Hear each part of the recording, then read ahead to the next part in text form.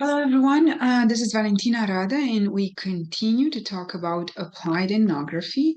This time, we go step by step in the roadmap of the ethnographic research, as mentioned in the previous chapter last week.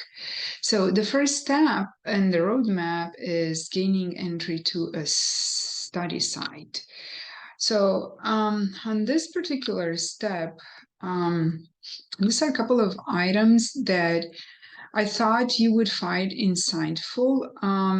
First of all, is how to get started at a site, and then about gaining access and collaboration, as well as a couple of guidelines for research cooperation.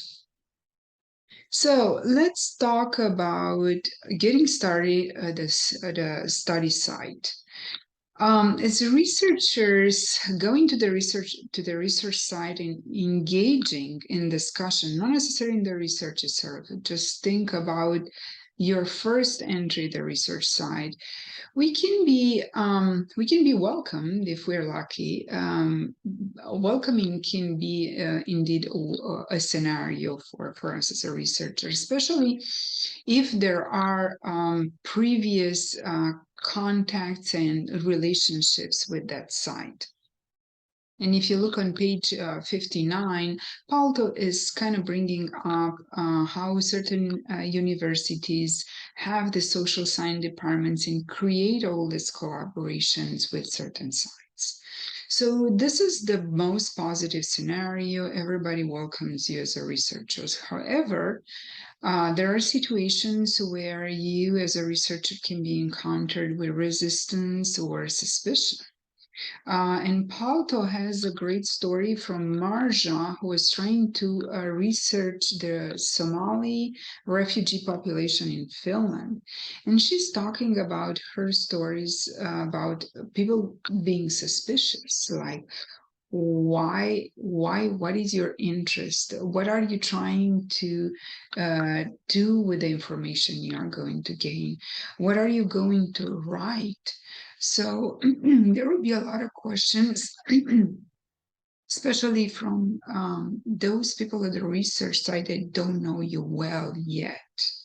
Because remember, you're in the beginning of knowing and understanding and building those relationships with the site. But then another aspect that can happen, you can meet bureaucracy. There are instances where especially if you go in government agencies, their protocol for research could be pretty extensive. So there could be an extensive bureaucracy for you getting started at the study site. Another great example, Palto is giving the book at page 65 about a researcher undertaking a field work at a school in London. And his plan was to go to 4 different schools, but yet each of the school has its own protocols. So be mindful that the research side, yes, you can be welcome, but you can encounter resistance, suspicion, as well as bureaucracy in the process to enter there. Next, gain access and cooperation. We talked about last week, but it's important to understand that before gaining into the site is to build that complex network of contacts. To have those, especially the decision makers and the influential people, have those contacts, engage with those contacts before getting to the site. Also, there are situations where you require special type of permissions. Let's say if there are any restricted areas that you are trying to engage or observe. We talk about then organizational cooperation. Okay, partner with those who have administrative insights and flexibility or authority to make these programs work for the benefit of the community. So it's important when you're trying to gain access build the standard relationships and to maintain that organizational cooperation with the key decision makers of the research site. Then let's talk a little bit about a couple of guidelines for research cooperation. So first will be to get information about the social situation at the site.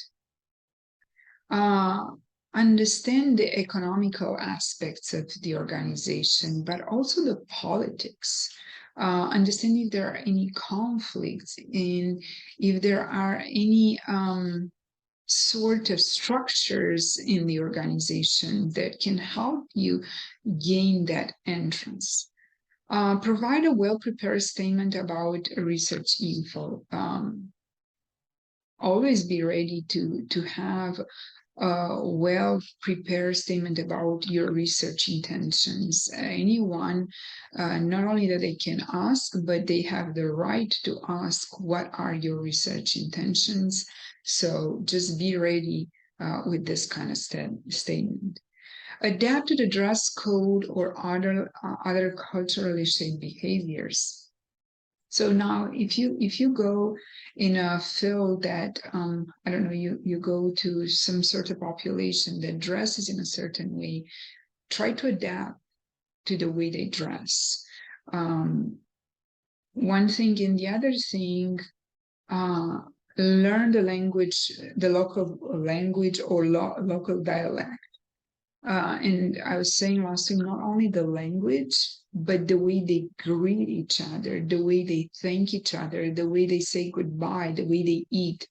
So try to blend in that culture, even it's not part of your cultural values.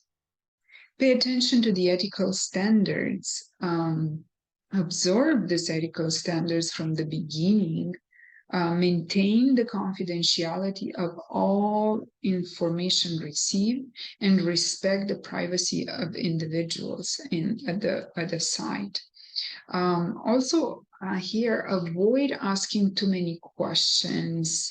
Learn to use indirect methods of conversational probing. In any type of research, not necessarily in ethnographic research, but especially in the beginning of the research, try to understand how things are structured, the unwritten norms and rules without asking too many questions. Then develop a network of friendly contacts, search out for individuals and entities that seems to accept the main aims of your research. People that buy in the aims of your research, make them your friends and keep them close to you. So whenever you get into that suspicion, a resistance, you can kind of leverage having this contacts.